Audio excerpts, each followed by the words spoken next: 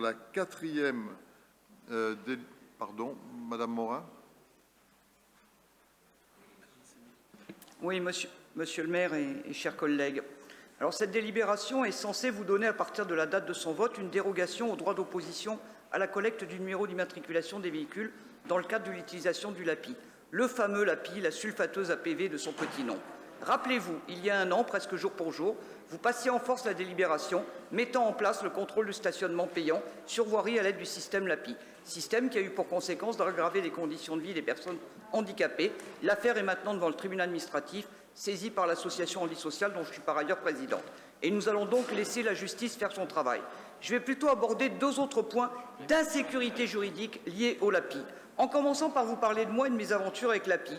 Et si je vais évoquer ma situation personnelle, c'est parce qu'elle pose une problématique politique dont je me saisis aussi en tant qu'élu.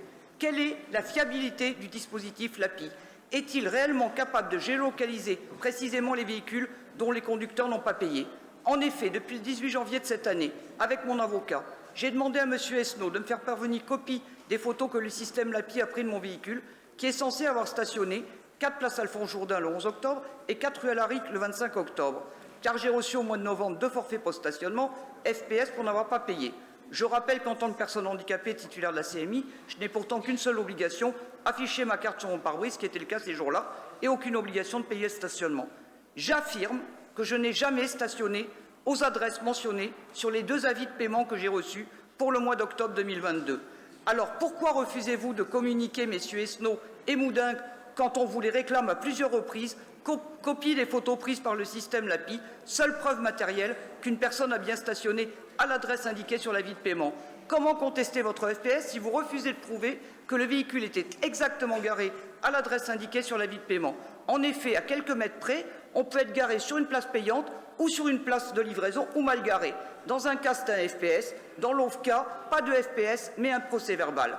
J'affirme donc que le système LAPI n'est pas fiable, car il n'est pas capable de géolocaliser correctement et systématiquement les emplacements précis sur lesquels les personnes stationnent avec leur véhicule qui n'auraient pas acquitté le forfait de stationnement. Ces difficultés de géolocalisation fragilisent juridiquement les FPS, les rendant contestables. En effet, vous savez sûrement que la jurisprudence est claire et qu'un procès-verbal doit être précis sous peine de nullité, et il y a maintenant la jurisprudence équivalente de la Commission du contentieux du stationnement payant concernant les FPS. Ça veut dire quoi concrètement? Ça veut dire que si vous n'êtes pas capable de prouver par la transmission des photos prises par le LAPI que la personne à qui vous réclamez le paiement de FPS était bien garée précisément à l'adresse exacte marquée sur l'avis de paiement, ce dernier est nul. Il n'a donc aucune valeur. J'invite donc les nombreuses personnes qui reçoivent des avis de paiement à exiger de la ville de prouver qu'ils étaient bien garés à l'adresse précise indiquée sur l'avis de paiement.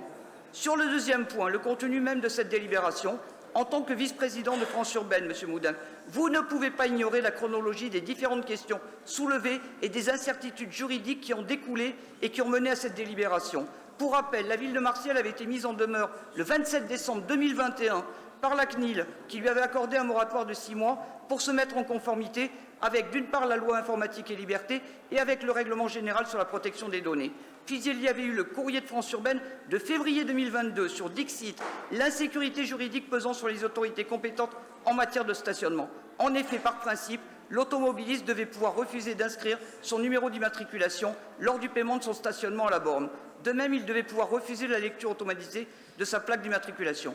Puis, en mars 2022, c'est le GARD, France Urbaine, les Interco de France et l'Association des maires de France qui alertent le Premier ministre par courrier sur cette insécurité juridique.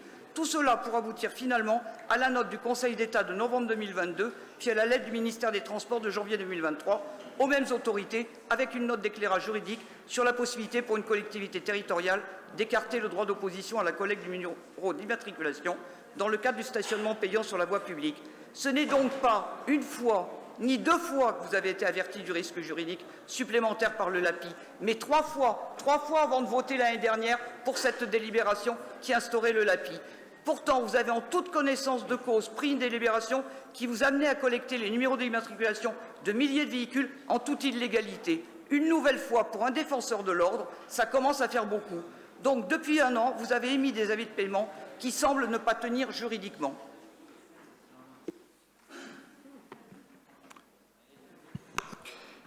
Merci. Monsieur Boyer et Monsieur Esnault. Merci, Monsieur le maire. Peut-être 2 ou 3 éléments de réponse me concernant. D'une part, cette délibération, elle n'est pas du tout en lien avec la mise en place du LAPI.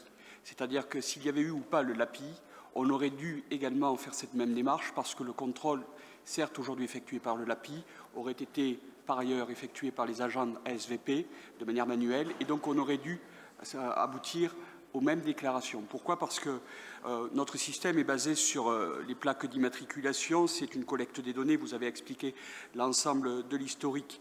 Et en effet, il avait été souhaité de pouvoir prendre un décret pour pouvoir sécuriser, avoir une couverture juridique, et le Conseil d'État, vous l'avez signalé, a considéré que la situation nationale d'un point de vue juridique était suffisante, mais qu'il était demandé aux collectivités concernées de faire voter des délibérations pour permettre cette collecte des données au motif de l'intérêt général. À partir de là, une note, notamment du ministère des Transports, a été émise et accompagne les collectivités dans la rédaction et notamment le vote de ce type de délibération, et c'est ce que nous faisons aujourd'hui. Donc sur cette délibération de la collecte des plaques d'immatriculation, elle aurait été faite qu'on ait le dispositif LAPI en place ou pas pour le contrôle et donc le respect de la règle sur les questions de verbalisation. Sur la question du LAPI, là, je laisse peut-être plutôt Émilion vous répondre, qui est un autre sujet. Madame Morin, je voulais simplement vous dire de manière assez concise qu'on n'est pas ici au tribunal administratif, on est en conseil municipal. Donc inutile de développer tout un argumentaire que vous développerez sûrement au tribunal administratif puisque vous avez choisi d'y aller. Vous avez choisi aussi également de porter à connaissance votre problème de cas personnel, vos verbalisations, etc. On est en conseil municipal.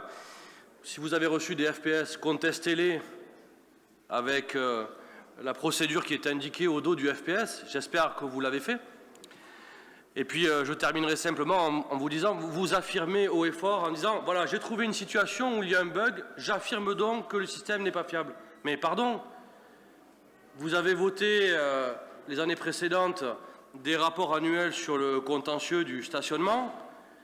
Ils portaient sur des années où le contrôle était fait de manière manuelle par les ASVP. Il ne vous a pas échappé que chaque année, il y avait à peu près 3% de contentieux sur les à peu près 200 000 FPS qui étaient émis en mode manuel. Ça fait quand même plusieurs milliers de FPS, que près de 70% à peu près de mémoire, 60-70% étaient acceptés, et que donc, avec l'ancien système, il y avait des erreurs humaines, et que dans un système de contentieux administratif, on les acceptait, on les reconnaissait. À ce moment-là, ça ne vous posait pas de problème. Et là, vous venez nous indiquer que, par contre, parce que c'est un contrôle LAPI, s'il y a un problème, un FPS en erreur, alors il faudrait tout arrêter. Ben non. Et j'affirme, moi, par contre, Madame Morin, que ce système, quand il sera complètement en maturité, et je pense qu'on est bien aujourd'hui, il produira moins d'erreurs qu'il n'y en avait lorsqu'il y avait un contrôle manuel. Voilà ce que j'affirme, Madame Morin, en réponse à vos affirmations.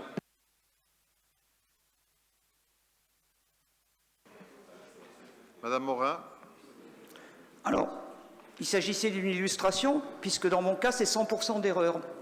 2 FPS, 2 mal géolocalisés. Donc je vous propose la question, monsieur, pourquoi ne produisez-vous pas les clichés? Si vraiment votre dispositif géolocalise correctement, vous devriez pouvoir produire les clichés, pourquoi vous ne les produisez pas? Vous me dites quand il sera complètement mature, votre système, donc ça veut dire que votre système, il n'est pas mature à l'heure actuelle, mais vous le faites quand même fonctionner. Et puis pour Monsieur Boyer, vous me dites que effectivement sur la question de la collecte des données, sauf que la collecte des données, elle n'était pas du même titre, elle n'était pas faite automatiquement à partir d'un appareil automatique. Et donc la situation sur le plan juridique n'était pas la même. Donc vous faites une confusion. Mais j'attends la réponse de Monsieur Esnault. Êtes-vous capable de produire les clichés qui prouvent que votre système géolocalise correctement? Parce que c'est ça le fond. Peu importe ma situation, je ne vous demande pas de régler mon problème. Je vous demande simplement, est-ce que vous êtes capable de prouver que chaque fois que vous verbalisez, que vous dites telle personne s'est garée à tel endroit, elle n'a pas payé, c'est à telle adresse précise, est-ce que vous êtes capable de prouver, avec les clichés, puisque l'appareil prend des clichés, de prouver que vous le géolocalisez correctement? C'est ça la question. Et la question, elle est politique, ce n'est pas ma vie personnelle. Peut-être. Alors, Monsieur Boyer et Monsieur Esnault. Ok. Non, je ne fais pas d'erreur, Madame Morin. Alors, la particularité, c'est que je ne peux pas trop avancer puisque j'ai le pied de la chaise. Alors, Vous voyez un problème d'accessibilité, même quand on est valide. Hein. Là, je confirme, il y a un problème d'accessibilité. Bon, non, il n'y a pas d'erreur de ma part concernant ce sujet. Pourquoi? Parce que, en réalité, notre système, en effet, au préalable du dispositif LAPI, pour pouvoir récupérer un ticket, par exemple, il fallait aller à l'horodateur en particulier et noter sa plaque d'immatriculation. Le fait uniquement de noter sa plaque d'immatriculation à l'horodateur, c'est une collecte des données, et donc il y avait la nécessité d'avoir une couverture juridique par rapport à ce point-là. Donc en réalité, ce n'est pas lié au dispositif de contrôle du respect de la réglementation du stationnement, c'est ni plus ni moins le fait qu'on collecte des plaques d'immatriculation, et ça c'est un point important en termes de collecte des données. Donc en réalité, il n'y a pas d'erreur sur ce point-là. Sur la question qui est posée, je réindique que la procédure classique est de faire un rapport par la plateforme qui convient, et si le retour ne vous convient pas, il y a une commission nationale du contentieux. Et c'est dans ce cadre-là que nous répondons, Madame Morin, à cette question, et pas dans un cadre de conseil municipal sur des FPS que vous avez personnellement pris. Bien. Donc je mets aux voix cette délibération. Qui ne participe pas, qui s'abstient, qui vote contre, c'est adopté.